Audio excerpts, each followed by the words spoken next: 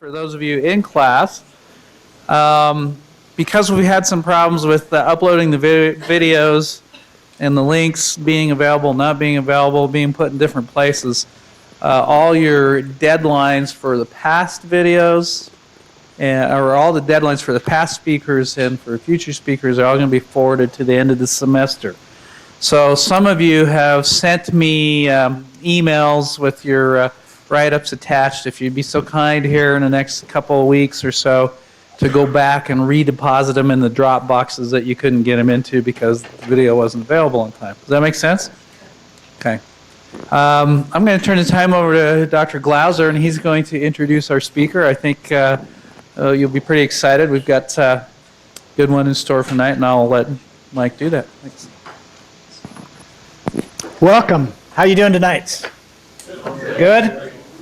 Okay, thanks for coming. I'm very excited to have Becky Anderson with us tonight. You've read her bio. I'll just briefly review some of the highlights. She started this company, For Everybody, in 1995. And her real objective as a concerned mother was to start a business that would give her daughters jobs so she could work with them and teach them the value of work. And they leased a space in the University Mall in Provo and started a retail company, bath and body store, and it was very successful. But she started looking into the products and finding out what customers liked and maybe what they didn't like, and looking for products with new ingredients. And that evolved into her actually creating her own product line. So she transitioned out of the retail business into the wholesale business and built a very, very large, successful company.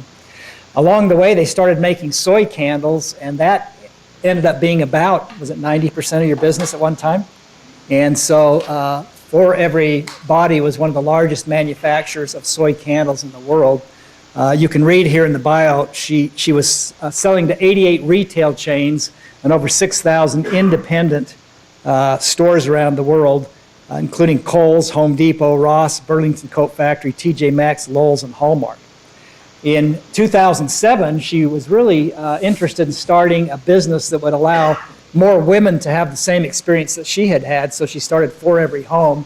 And it's a similar business with similar products, but women were able to become distributors and sell those products themselves and create a livelihood for themselves and for their families. Last year, she sold For Everybody and is now focusing on For Every Home exclusively. And I know she has a desire to build this into one of the largest categories in the world, in the universe? In the universe. And I really believe that she can do it. She's won many awards and honors, including the Ernst & Young Entrepreneur of the Year. But let me just tell you, putting that aside, why I like Becky so much. You know that we have interviewed hundreds and hundreds of entrepreneurs and collected their oral histories. And we've been trying to analyze these oral histories to see what do successful people really do. And do they do things differently than entrepreneurs that fail? And Becky really is kind of the poster child for our research.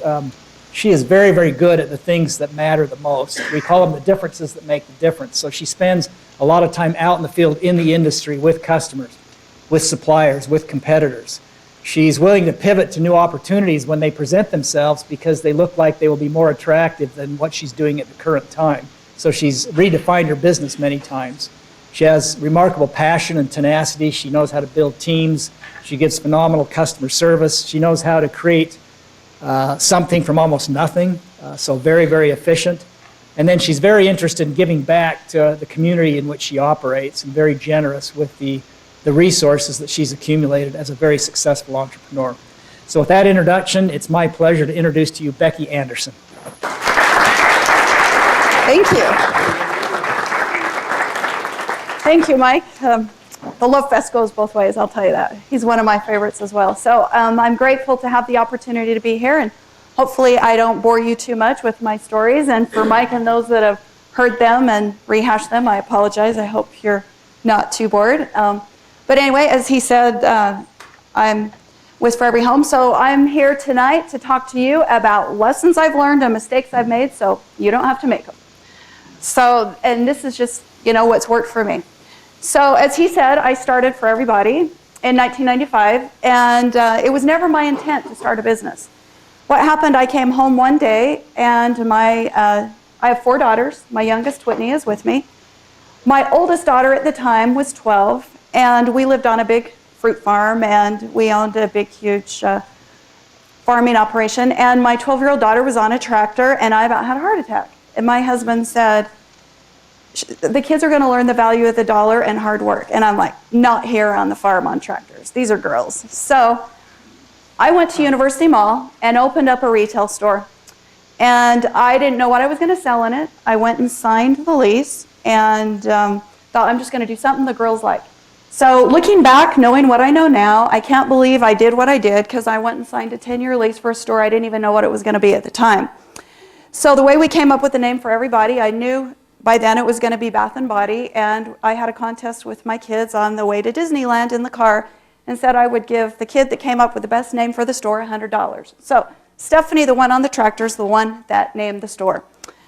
So, so these are the lessons I learned along the way to developing this store. What I did with the store, it was just going to be one store, place for the girls to work. But what happened when I got it open and I realized what it was doing, Jack Lee was one of my top reps where I bought products from. And originally, I just bought products wholesale from everybody that sold Bath & Body products. And that was my intent, just buy wholesale, sell at retail, have the kids work there with their friends. But something happened along the way. Jack Lee was my top rep out of for Crabtree and Evelyn out of Denver. And he came into the store one day, and I had enough people coming in and saying, do you have pear? Do you have plumeria? Do you have freesia? You know, they were asking for things that I couldn't buy. So I had enough chemistry in college to be a little bit dangerous, and I thought, I'm just going to develop my own line. It's just going to be one little section. So I had 4 shower gels and 4 lotions. That's all it was ever going to be, was just my own little line with for everybody on the name of the store. Anyway, what happened, the sales started taking off, and it started doing really well. And Jack Lee in Denver noticed that my Crabtree and Evelyn sales were going down. So he got a little bit nervous because I was the biggest account in the West at that time. So 15 years ago, 17 years ago, you think about how many Bath & Body Works and Victoria's Secrets and places like that there just wasn't any in Utah. So we had the right thing at the right time. And my claim to fame on my 4 little lotions and my 4 little shower gels were, I'm going to be all natural, no mineral oil, no alcohol, no lanolin, nothing synthetic. I wanted to be different. I wanted to stand out. And everybody else just had, you know, the mineral oil and that type stuff. So when you put the lotion on, it would dry your hand out, and the alcohol would dry it out, and then the mineral oil would moisturize. So that's what the competitors were doing. So my 4 little shower gels and 4 little lotions, when Jack Lee walked in, and this is why I said my number 1 lesson is everybody needs a mentor. I didn't know it at the time. Jack Lee was my first one, probably my favorite, because he's the guy that planted the seed in my mind going, he walked in, I had my 4 little lotions and shower gels at the front of the store. He picked it up and he said, oh, next time you print your labels, leave University Mall off so when you go national, you don't have to reprint. This is me. I'm going national. I'm going national. Seriously, I go home, my husband about had a heart attack. I never had Jack Lee not said that, would have ever even considered it. I'd probably still just be one little store if that one little store would have made it and stayed open. So he inspired me to do more. And the story goes, he gave me the courage. So the store opened in 1995. By 1998, I had 3 retail stores and opened up our first wholesale showroom in Atlanta. And by the end of 2000, we had 15 wholesale showrooms in the U.S., and we had 150 sales reps.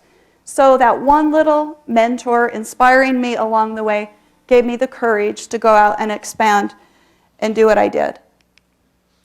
So this is our showroom in Atlanta, where there's 15 areas in the U.S. where people can go buy products wholesale, and that's where I started. I had gone and bought, so we ended up with our own permanent space there.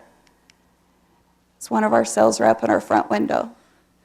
So Jack Lee was the inspiration that gave me the courage to do that. So Atlanta is the biggest spot for showrooms, and my big dream was to be in Atlanta. So this is me when I'm brand new, going national with my Bath & Body products. I guess I left a part out of that.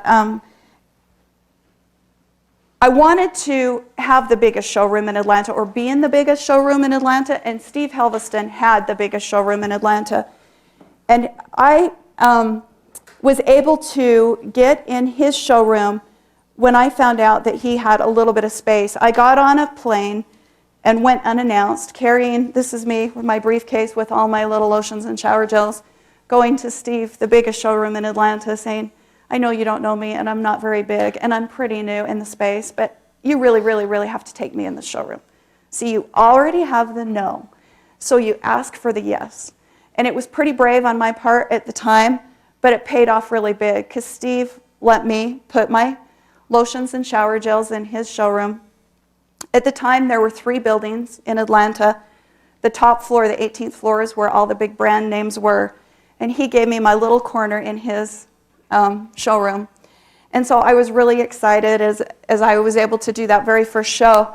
But after the very first show, and we had a great, great, great response, Steve came up to me. So I would say he was my second mentor, because he came up to me and he said to me, he goes, wow, you had a great show. What are you going to do next? Because you've got to anniversary your numbers, and you've got to continually grow and be reinventing yourself and doing more. And so he really taught me the dream and the vision. You have to dream really big if you're going to do it. And then you have to set goals to make it. So I said to him, when he said, what are you going to do? And where are you going to end up? And I said, you know what, Steve? One of these days, I'm going to be bigger than you in this space. And he just didn't flinch. He goes, really? And I go, yeah. And he goes, what are you doing to get there? It's getting late. Just like that. And I'm like, wow, you know? So he kind of inspired me. And he taught me, he kind of took me under his wing for the next 6 months. So he goes, if you're going to do it, you got to do it, you got to do it big, and you got to do it right. And he's the one that taught me, if you're going to have a goal, you absolutely have to write it down. You can't say, oh, I'm going to lose weight. It's not going to happen. You have to say, I'm going to lose how much? I have to be specific. Or I am going to, if I'm going to be as big as Steve Helveston on the 18th floor and own this space, I got to get a plan, and I've got to figure out how I'm going to do it. And then I have to write it down, and I have to put a timeline on what I'm going to do. You can't just say, oh, I want to lose weight, or I want to lose 30 pounds. I want to lose 30 pounds by this date. And here's how I'm going to get there, and here's how I'm going to do it. So he's the one that taught me that. He's the one that told me about the Harvard study that said 93% of the people that write their goals down are further ahead than the people that haven't. And so that was a really, really valuable lesson for me to learn very early on in my career. So it is really what helped me. So he's the one that inspired me to grow. So after working with Steve, within 6 months, he hooked me up with some people. And before I went back to the next show, I had been to China, and within a year, I had opened an office there. So we could cut out the layers of the supply chain and get our glass and our bottles in China. And had it not been for Steve, that wouldn't have happened. So you can see my 2 favorite things are mentors. Number 1 and number 2 really, really affected who I am and where I'm at the time. So eventually, For Everybody became the largest female-owned candle company in the United States and supplied, like Mike said, all the big box retailers. So it was a really fun ride. So my number 3 goal, time management. You can be and do all you want with proper time management. So you got to write your goals down, and you got to have the time management to do it, right? So my favorite quote here is, nothing is worth more than this day. So I'll tell you, we all have the same 24 hours in our lives. How are you going to spend yours? Is it going to be watching reality TV, or is it going to be moving your mind or your business or your goals forward? So in the early years, you remember I had the 4 girls at home. They were, Whitney, how old were you when I started? Like 2nd grade, pretty young. And I prided myself on being the mom that was there. After all, I did this business for my kids. So I took a lot of red-eye flights, many, many times. I flew to New York on the red-eye, had my meeting, and I was back that night for basketball games. So you just kind of have to figure out where you're going to spend your time and how are you going to do it. But time management is probably one of the most important things you can do is figure out how you're going to spend your time and spend it very, very valuably. This is one of my other favorite quotes. As Mike knows, I love quotes, right? So you're going to miss 100% of the shots you don't take. So the time is very, very important. The crocodile that sleeps becomes the handbag. That's another one I love. So all successful people have one thing in common. If you go and you analyze all the successful people, the Fortune 500 CEOs, time management is it. I would say, and after all your new enterprise stuff, would you guys agree that is one of the most important characteristics that an entrepreneur has to have is time management. So I try to ask myself this every single day. When I start finding myself getting caught up in little teeny things, I'm like, is what I'm doing right now going to move me closer to my goals? Is what I'm doing right now going to contribute to the big picture, or do I need to move on to something else? I try to spend most of my time working on forward projects, thinking in the future on the business. Like, not where are we right now, where are we going to be? And that's where I try to spend my time. Productivity is the deliberate, strategic investment of your time, your talents, your intelligence, your energy, your resources, and opportunities in a manner calculated to move you measurably closer to your goals. So, very, very important to spend your time there. So this is another thing I tell my employees all the time. Time will be your friend or it will be your enemy. It will promote you or expose you, and it just depends purely on what side of the curve that you're operating on. Are you following the simple disciplines that will promote you, or are you doing the simple little errors in judgment that will expose you? Time is the great equalizer. I kid you not.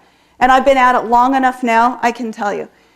Diet is one of the things I like to use as an example because it's easy to explain. When you're spending your time, it's just like being on a diet, okay? Can I eat the Big Mac today? Sure. It's not going to kill me, is it? I'm not going to have a heart attack tomorrow because I ate the Big Mac today. What's going to kill me is if I eat a Big Mac every day. It's those simple little things.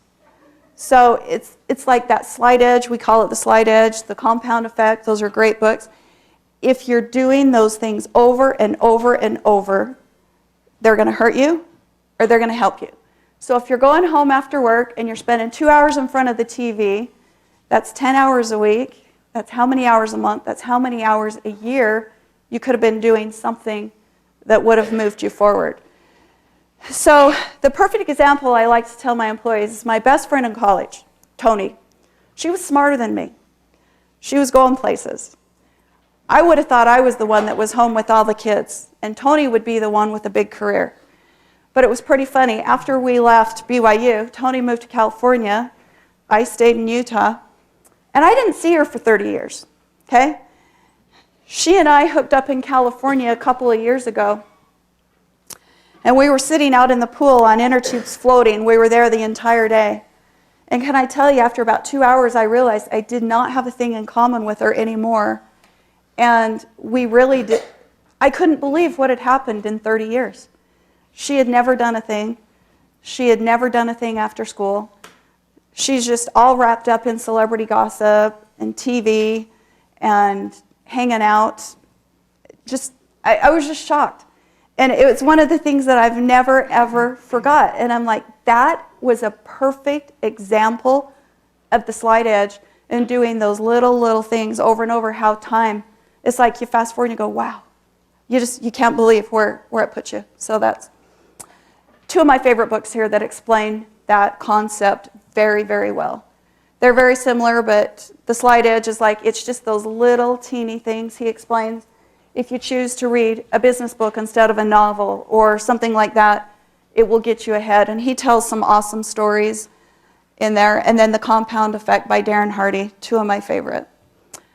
I love to read, and I try to read every other book, a personal development book of some sort. I'll do a business book, then a personal development, then a business, then a personal development. But it's really, really important to continue to move your personal self forward. Personal growth is so important. You'll find that's another characteristic successful people typically have in common. So my other lesson, number 4, have passion. You absolutely, we call it at our business, now that we're not the Feb anymore, we used to call it bleeding the Feb. You can't say FEH, bleeding the Feb. Anyway, we say, we want you to bleed the company. We want you to have so much passion in it that people know where you work. They know what you do. You want to have passion, and you want to build your passionate team, and you want to share your vision and paint it in living color so everybody knows, so everybody can do it. Because vision without action is a daydream. Action without vision is a nightmare. Did you know 87% of people hate their jobs? Did you know most heart attacks happen on a Monday morning? Who knew those statistics? Anybody? Did you know most people hate their jobs? I love what I do. It's not a job. You want to love your job. You want to have passion. So if you're in a place where you don't love it, you need to find a place that you do. Because you don't want to be one of those heart attacks on a Monday morning. Lesson number 5 goes back to the personal growth. You absolutely, I would say this maybe even should have been one of my top ones, but you have to read to succeed. That is another thing you will find in common with most successful CEOs. They continue to learn. You can't just say, oh, I got this great job, now I can stay here.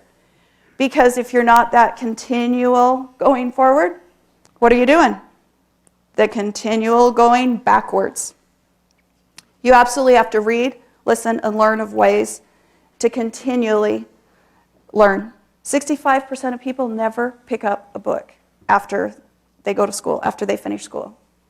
I read some horrifying statistic like 80% of the population hasn't even been in a bookstore in the last year. It's just huge, huge numbers. So that's one of the things. Successful people are always learning. They're always reading. Thank goodness I love to read, because that's one of the things that I've always done. Lots of books. But I found this new trick. I call it Drive Time University. Turn your car into Drive Time University. You can turn anything into the university. With today's technology, the iPad, the iPod, the MP3 players or whatever, I've downloaded so many books, and I've learned, instead of wasting my time reading, it's not wasting, but spending my time reading, I can dual task. I can listen to a book while I'm on the treadmill. I can listen to the book while I'm getting ready for work.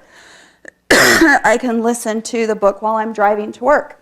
And before you know it, 2 or 3 books a week you can use with just your downtime. So, 2 books a week, 8 books a month, 96 books a year. How many books do you have to read to get a master's degree, Mike?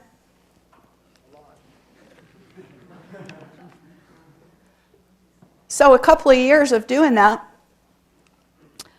if you read and study, Brian Tracy's famous for saying this, if you read and study 1 hour a day, specifically in your field, you pick whatever it is you do and do it really well with laser sharp focus, spend 1 hour a day studying just that one subject. For a year or 2, you will be in the top 5% of the population in your field. You can become an expert. So I say, turn the TV off and study the field so that you have the job you love, so you don't have the heart attack on Monday morning. One of the stories I like to tell, I was reading an article in the Wall Street Journal about these little cupcake shops that were popping up all over. So it gave me the idea, and this was very early on, because you see cupcake shops all over now. This was 5-6 years ago, long before the cupcake shops were big, but I read in the Wall Street Journal that they were coming. So I developed a line of candles called Tiny Temptations, and Walgreens picked it up, and within a year, that line alone, just 3 little candles, had done $2 million in sales. So you never know what your reading's going to do or where it's going to take you to the next trend. So I love to read not just business books, but I try to stay on top of business news also, Wall Street Journal. This is one of my other favorites. Lesson number 6, it's the fast that eat the slow, not the big that eat the small. So you want to take action. Because all these dreams aren't going to do you any good if you don't do something about it to move them forward. So Yankee Candle was our biggest competitor. They were so big, $500 million. Didn't think we could ever do anything close to what they were doing, but just kind of steadily chugging along.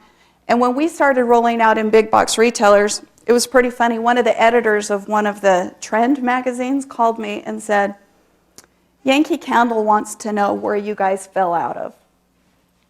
They had no idea where we were. So I took that as a huge compliment going, holy cow, the biggest candle manufacturer on the planet knows who we are.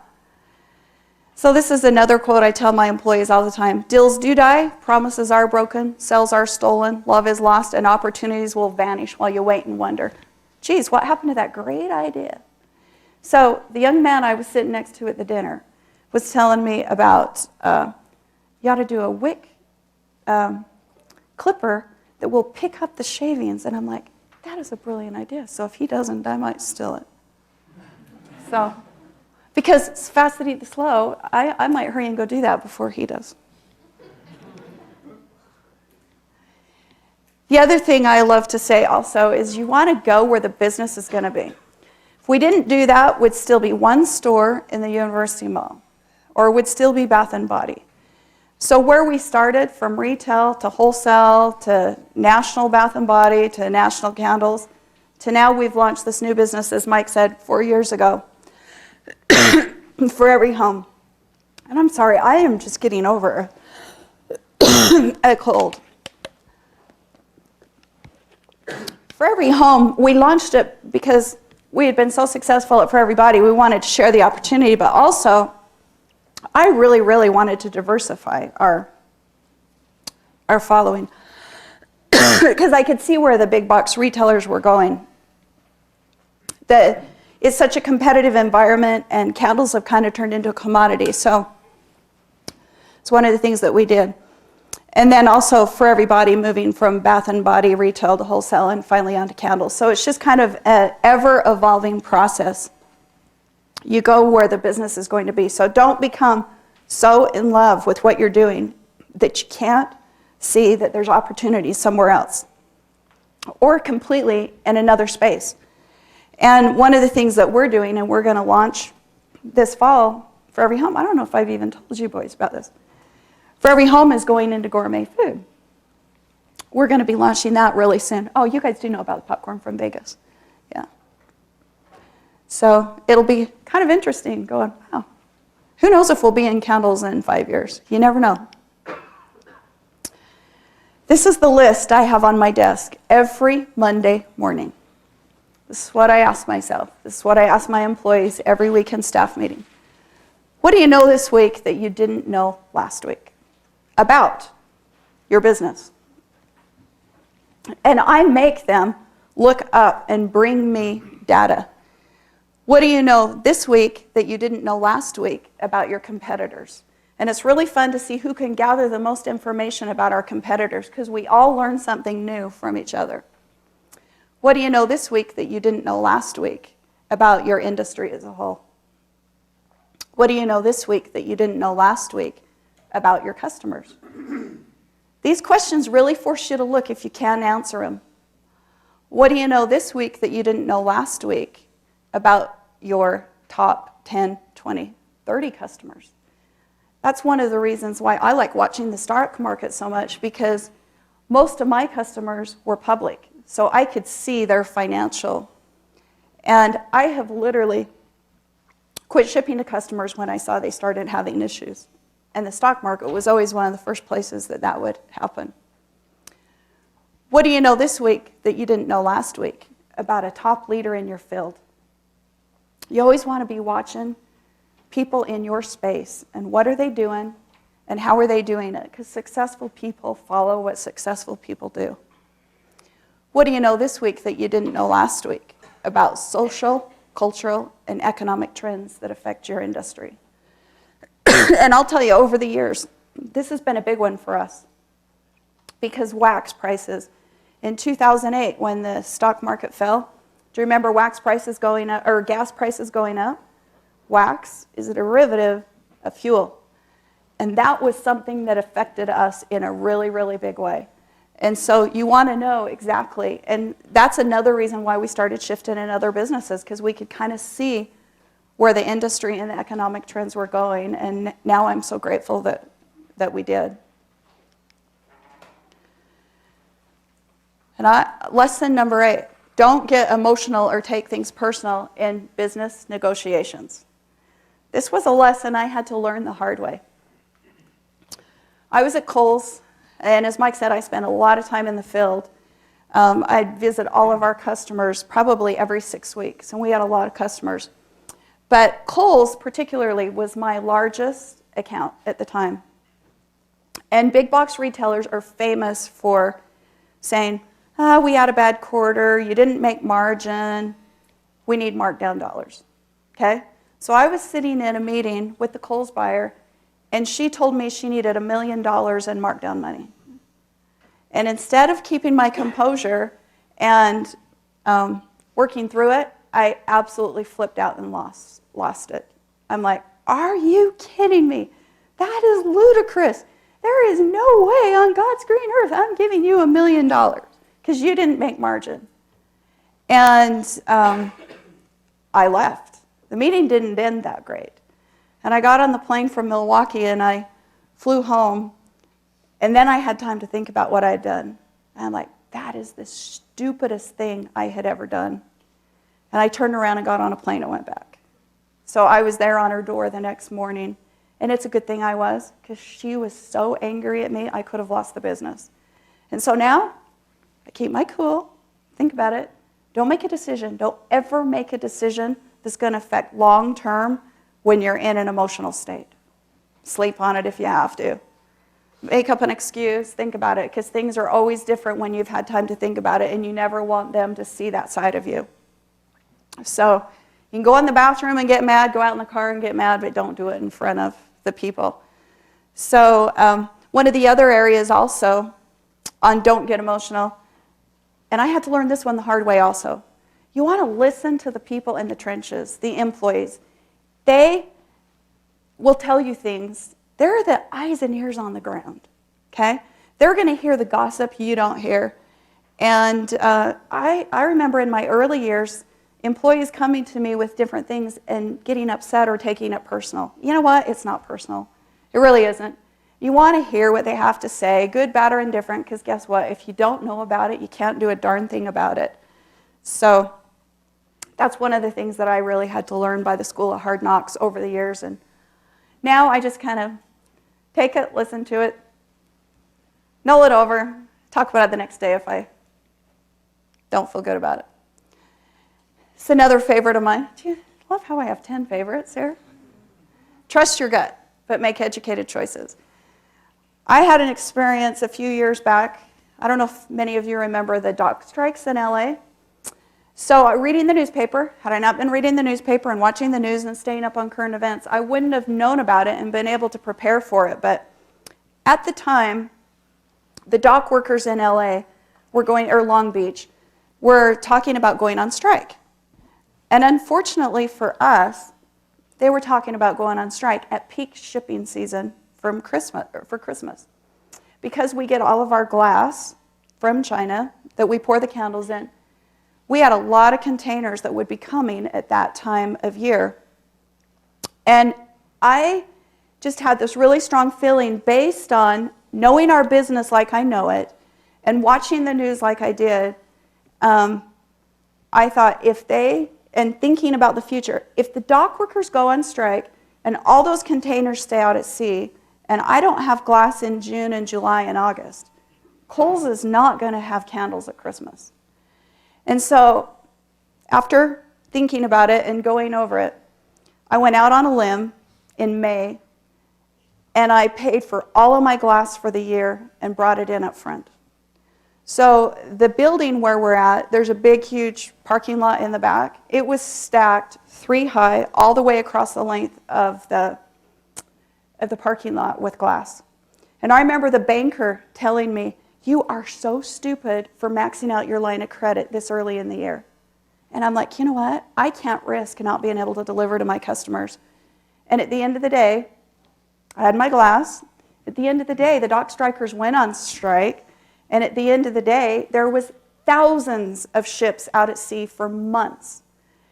And at the end of the day, my business doubled that year because Kohl's didn't have their supplies in. So not only was I able to deliver to Kohl's called me up and said, we have empty shelf space. Can you give us more stuff? And so it was worth it. But it was a risk that I was willing to take based on how my gut said it would happen if it didn't. So the worst case scenario, I would have ended up paying interest on all of that, but I still would have been able to deliver. So after kind of weighing out the options, I felt like it was worth it. So we did, and it paid off. The next one, have a plan B. When Katrina happened, where was it? In the Gulf. Where does all my wax come from? The Gulf. At first, when I started watching the news, and all these reporters are in raincoats, and I'm going, this is so ridiculous. If I have to see another reporter in a raincoat, I'm going to shoot myself. But then I started going, oh my gosh, this is getting really serious. Oh my gosh, the direction of that hurricane. Oh my gosh, this could totally wipe out my supply chain. So I took it really serious. And I found a source in Toronto that could deliver wax. And I was ready. And guess what? My supply chain got knocked out. If I hadn't had a plan B, would have been out of business again. Another way we used a plan B, in 2008, when you saw the gas going up, wax going up, retail going down, stock market tanking, people weren't spending. Another thing that happened in 2008, the retailers were so afraid of the stock market crash and the housing and the banks and the automobile dealers going out of business that they started discounting. If you think back, they started discounting everything earlier than we had ever seen anything ever been discounted before. We were seeing 50 off in October. And so what happened, it just eroding margins for all of the people that supply big box retailers. So one of the ways that we counteracted that with the rising, our raw material prices doubled, you guys, doubled in a matter of 6 weeks. And we're like, we cannot be out of business. This is peak selling, wax is going up, and we had to run a second shift, but we didn't want to hire the labor to run the second shift. So we called all the people in the office in and said, guys, we're going to have a contest. We're going to divide you up among A, B, C, and D. Okay? This is what I also call creative thinking as well as having a plan B. So everyone's, I'm A, I'm B, I'm C, and everybody gets on their teams. And once they're on their teams, then we said, okay, you're going to have a contest. And we're going to see, A's, you're working in the plant on Friday. B's, you're working in the plant on the second Friday. C's, you're working in the plant on the third Friday. And D's, you're working in the plant on the fourth Friday. So at the end of the day, we had all of our people divided up in shifts to work one day in the plant. That's all we were asking, one day. Wear your jeans, wear your tennis shoes, come ready to twirl wicks and make candles and box. And we tried to plan it so buff guys are at the end of the line to do boxes. And then it's a contest.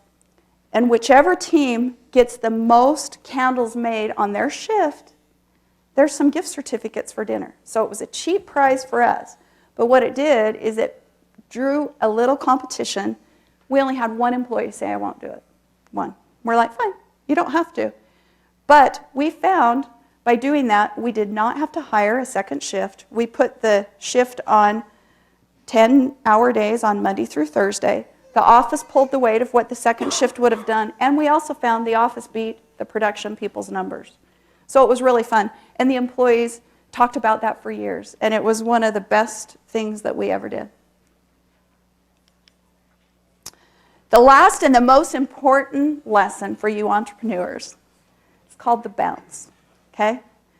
The bounce is to fall rapidly, hit the bottom suddenly with impact, and rebound decisively, okay? There are some stages to the bounce. The first, you have the fall. And we all experience falls, okay? They don't have to be traumatic or as devastating as a bankruptcy, a divorce, a heart attack, or an illness to be considered a fall. Each day we experience little minor setbacks or little falls in discipline or poor choices that require us to bounce right back. But there is a huge difference between falling and failing. The bounce converts a fall into a victory, and the harder you fall, the higher you're going to bounce. Then you have the impact, okay? The impact, making the impact, hitting the bottom, bends you out of shape. Your identity, who you thought you were, is morphed and tested. Either you allow the impact to explode you or absorb you, and you use it to spring back. While it may be painful in the moment, most often it is the smack of the impact that musters the focus, the energy, and the fight that you needed to become something that you would have never driven yourself to be otherwise. So the pain of the impact is what creates that energetic force to launch you into the opposite and positive direction you need to go. Then you have the restoration. The moment the ball, after it goes back up, starts to regain its shape. The moment when something inside of you starts fighting back against the impact of the fall and you realize your identity is not defined by that fall, but it's defined in your ability to rebound decisively and restore your identity and your sense of purpose. So you stop mourning where you once were and start focusing on where you're going. Then you have the elevation. You rise again. There you are. And most often higher than you were before the bounce. So most often it will be because of the bounce that you are as high as you are today, and you will reach in the future. So with that, I encourage all of you to look at your falls as opportunities. Because my very favorite quote out of all of them is, every day is a gift, every meal is a banquet, and every challenge is an opportunity. They're not problems, they're opportunities. And that's where we are. And there I am. Questions and answers. And did I hit the timing right?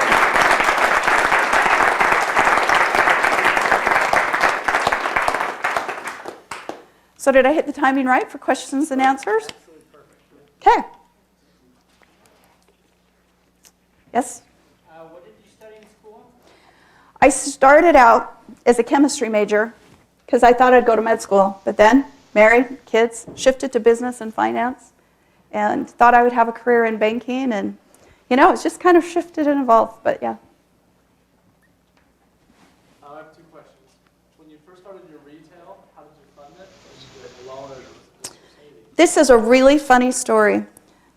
My husband had the farm, and he did not want to do this with me because he said, when your little thing, Becky's little thing, falls apart, he didn't want me taking him down. So I went out on a limb, and I mortgaged my house. I mortgaged my house to pay for the build-out, the construction of the store, and then because I had good credit, I was able to talk the vendors. I strategically postured it so that when the inventory came in, it was like 2 days before we opened. And I got 30-day terms, and I opened up the store November 6th. So I had the peak of the Christmas selling season. And it was a risk that paid off. Looking back now, like I said, there are a lot of things I did back then. I'm like, I don't know if I could do them. But they paid off. The other question is, if you could tell the story I saw on My New Enterprise about how you save money with the wax that you built. Mm-hmm. Creative thinking. That was one of the, where I got that idea. When I reached, I think it was like the $15 million mark, one of my big competitors went out of business, and he was at the $15 million mark. So I called him, and I said, okay, you've been out of business. I'm no threat to you. Is there any way you want a trip to Salt Lake, and I'll pay for you to come out and spend a couple of days and just let me pick your brain? And he did. He did. And he's the one that told me where to find that tank. But I was able to put a big, huge tank in for like 1/10, or, even, it was way more than that, less than it would have been to go buy the tank. So it was something else that paid off. And like I said, one of the big things I always say is you already have the no. What are you going to get? Worst case scenario, they say no. Well, he said yes. He came out. And, I tell our salespeople all the time, pick up the phone. Nobody's going to put their hand through the phone and choke you. Nobody can see you. They don't know who you know, they don't care. So it was one of the more fun things that I've done. So your soy candles were still a derivative, their wax was still a derivative fuel? Part of it was, yes. Yeah, you have to have some in, yeah.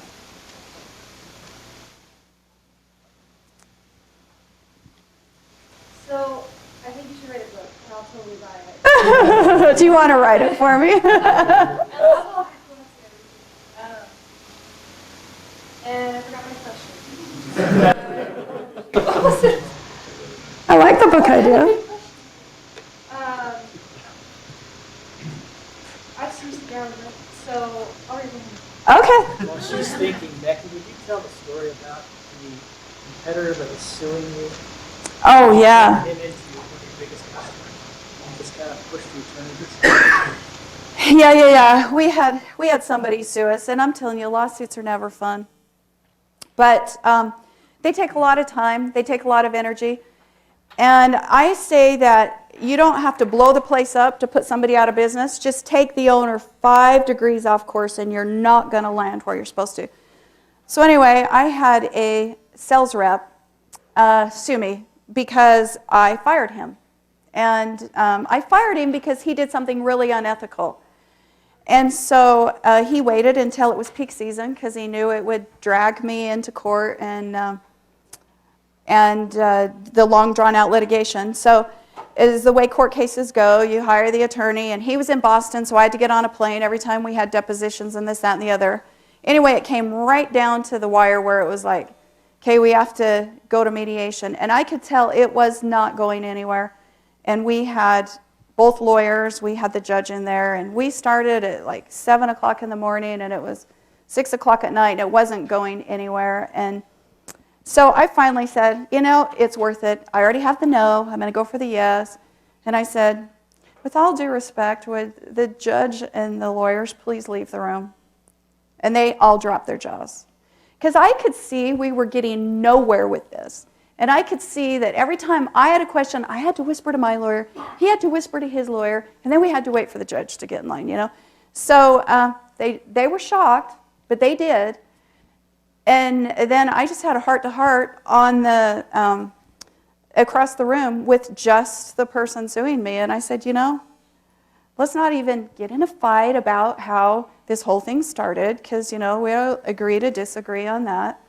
But let's talk about a solution here, because clearly what you want is money, and clearly what I want is to get out of this lawsuit.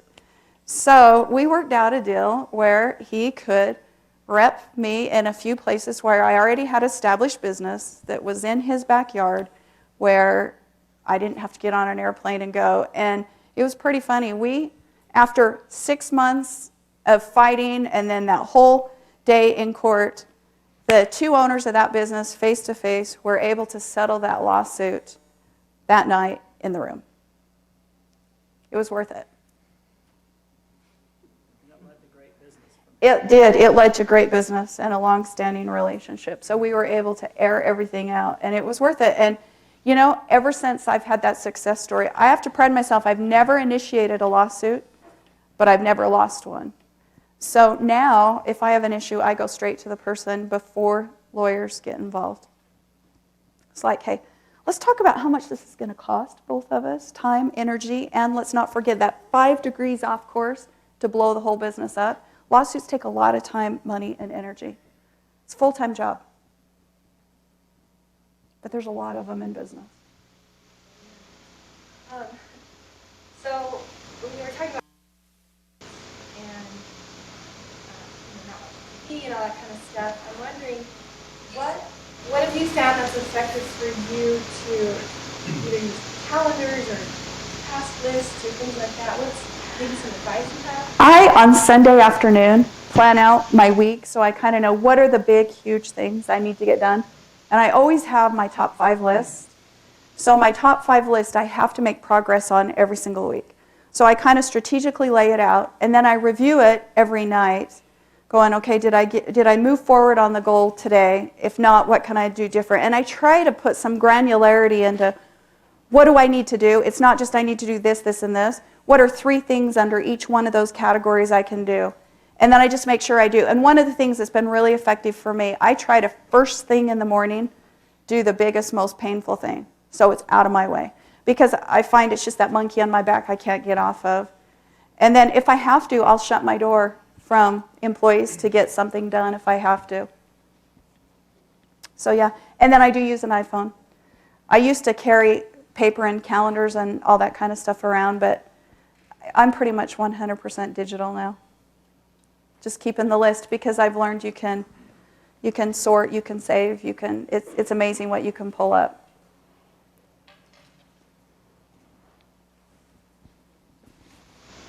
Where would you like your business to be in 10 years? 10 years. Do you have an exit strategy, or is this something that you'd like to carry on for 10 years? Well, I'll tell you, we started For Every Home 4 years ago, and after doing 2 full-time jobs, we divested ourselves of For Everybody last August, which is something I never thought I would do. Never.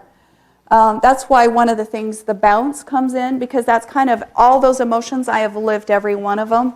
It just came down to I can't do everything. So, gosh, where I would have said I would have been 10 years ago, certainly not where I am today, but I would say laser sharp focus on For Every Home, and I want it to be a household brand. I want people to know who we are, and I want to make a difference. As you get older, your goals change. I really want to make a difference. It's not about the money as much as it is, I love what I do, and I want to make a difference in as many lives as I can. So dollar-wise, I wouldn't put a number on it, but yeah. Can you tell us more about that business, the business model and the products and what you're doing with it? It is called For Every Home, and it is a party plan company. We have candles, soy. We just launched a soy coconut wax, which nobody on the market has. It's innovative. Innovation is something I love. It's one of my favorite things. That's why we call ourselves the Innovative Home Fashion Fragrance Company, because we follow trends as far as patterns and labels and prints and the innovations that we have in here. So air fresheners. We have a green air freshener that is 5 times the strength of Febreze. It will get out even skunk. I have yet to find anything that it won't get the odor out on, and we're the only ones that have that. There's a patent on that.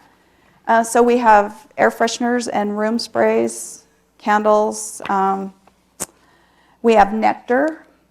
So really, I'd say we're in the fragrance space and innovative space. So if people were to say, what are your products? I want them to think innovation first. And it's like a Mary Kay party plan, and those businesses are kind of slow growing, but it's what I call the law of the penny. There's a millionaire that was on his deathbed, and he has 2 twin sons, and he says to his 2 sons, come see me. I'm on my deathbed, and I'm going to give you the choice. And you don't have to decide tonight. I want you to go away, and I want you to come back and say, I'm going to give you $1 million, or I'm going to give you 1 penny that compounds daily for 31 days. You decide what you want, and come back. Well, one of the twins took the $1 million. The other twin said, I'm going to take the penny. So, does anybody know where a penny is in 31 days? Anybody even dare guess? It's $11 million, yeah. And it's really slow growing. It's 1 penny, then it's 2 pennies, then it's 4 pennies, then it's 8 pennies. And I think it's into week 3 before you really start to see. But when it starts to get in the millions, then it's 2 million, then it's 4 million, then it's 8 million. See where I'm going with that? So that's the model, that's the plan. So we've met 80% of companies that are in the direct sales space fell within 2 years because they take so much cash because they don't generate cash while it's the low pennies. But we've made it past that and postured to take off, we hope. Tell us about your team. You didn't do this all by yourself. I've had an awesome team over the years. Build it up as we go. But I'll tell you, one of the things with For Everybody, we had 200 employees. So when all of that business went away, we were in we were in 3 buildings. We're down to 1/2 of 1 building, and I'm 25 employees instead of 200. So we're rebuilding the dream team right now. These guys are part of my dream team. Their training program, the new enterprise. It's a great team right here. Do you employ noses in your business Do my what? for your fragrance development? Oh, they have been over the years. It's I have a team that does that, that works with me on that. But part of who we are, and like Mike said, one of the things that I like to do is watch trends. So we pick our fragrances based on trends in the marketplace. Like, for instance, trends will start in Europe in fashion, and then they'll go to tabletop, and then they go to home decor, and then they come to the U.S. So we can kind of predict the trends by walking all the trade shows throughout the world a year and a half to 2 years ahead. So we're about that far ahead on fragrances. So we pick them based on that, but then once we narrow it down, we're going to have a coconut, or we're going to have this or that. Then we'll smell it, burn test it. It goes through a lot of testing to get to where it is, but yeah, that's how we do it. How have you been able to select good employees? You talked about the one that had that unethical deal and then ended up in a loss. What's been key to selecting good employees? Hire slow, fire fast. And I'll tell you, on the For Everybody side of the business, when we sold, most of my employees had been with me 10 plus years. So I had built a really good team around me. And I've always said, it is not me that's done it, it's the team around me. And you have some hit and misses. You have bad ones that come along. You have people that have a sense of entitlement and they don't care. And it's hard to find. With hiring employees, or firing employees, do you, like you were talking about taking the emotion out of long-term choices, but is that something you would take the emotion out of as well? You know what? It's tough to fire an employee. I hate doing it. It's the worst job I have. But I feel like if somebody's not succeeding with me, they're going to be more successful someplace else. So one of the things I do when I'm firing somebody, I like to tell them the truth. You start off with, can I be honest? Can I really tell you why this didn't work? And tell them and give them feedback. But let them keep their respect in place and do it with respect. It's never get the heck out of here. I've only had to do that once, and it was so flagrant that, but typically people want to know. And I had one employee that was in marketing that just was not working out. But Paul saw he was a rock star in operations, but he was so dead set. I'm in marketing, I'm in marketing, I'm in marketing. And when we fired him, we said, you know what? You are not working out here, but you have such a skill set. You really need to consider operations. He goes, well, I've never thought about it, and I don't know if I want to. And Paul goes, well, I will mentor you and help you develop a career in operations. And so he did. Instead of firing him, well, we fired him from marketing, but we moved him to operations. Within a year and a half, he transferred to New York, and he's one of the top guys at Best Buy now. And Paul saw the shining star in that. So you kind of see where people succeed, and you want an employee that's successful in this area to have them work in that area, not put them in where their weaknesses are, focus on their strengths and get 80% out of their strengths and not their weaknesses. It's the old Marcus Buckingham books. Love those. Focus on the strengths. What would you say is your biggest competitive advantage in the market that you're in? That we are right now? I would say on the For Everybody side or the For Every Home side. The stores, when you said stores, I'm saying For Everybody. When we were in the wholesale business, the one we got rid of in August, we were fast. That's why I say it's the fast that eat the slow. Like a lot of times you get in the P&Gs and you get in these big businesses, they're so laid up with bureaucracy that they can't jump on a trend. So you have in the marketplace, you have the big trends and then you have the small mini trends that come in. And if you can jump on those mini trends, you see a trend happening, you jump on it fast, where they're going to have years and years of testing. And so that's why we grew so fast, is we were so fast to market. When 9/11 happened on a Tuesday, by Wednesday afternoon, I was shipping God Bless America candles. It's fast. because I knew I could put sugar cookie fragrance in them. I knew I could hurry and print labels. I could get them to press, get the printer to work the night shift, and it was ready to go. So it's taking advantage of, I'd say that was our biggest there. And I'd say on the direct sales side, our biggest advantage is our innovations. I think our air fresheners, I bet if you were to, back to that question, where are you going to be in 5 years? I bet we're more of an air freshener than candle, because that technology is so incredible. We have a gel that will fragrance the room in 90 days.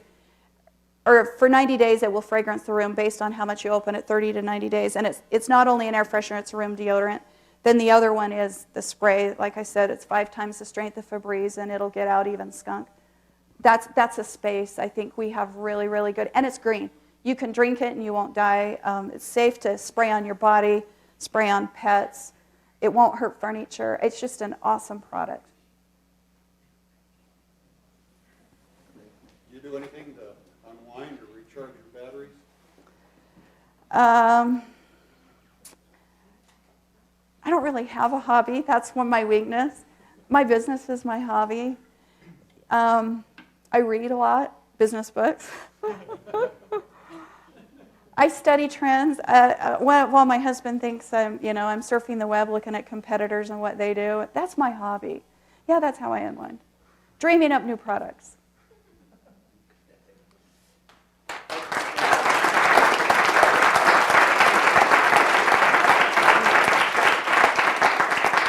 Having more questions, I'm sure she'd be happy to entertain a few down here. We've also got the ice cream out there. Probably melted, but. Ah! And on behalf of the Huntsman Business School, we'd like to Oh, thank you, thank Becky you. Anderson, and also You didn't have to do that. That was a for, pleasure. joining us. Thank you for having me. It's awesome. Love working with Mike. Thank you. And I have some catalog.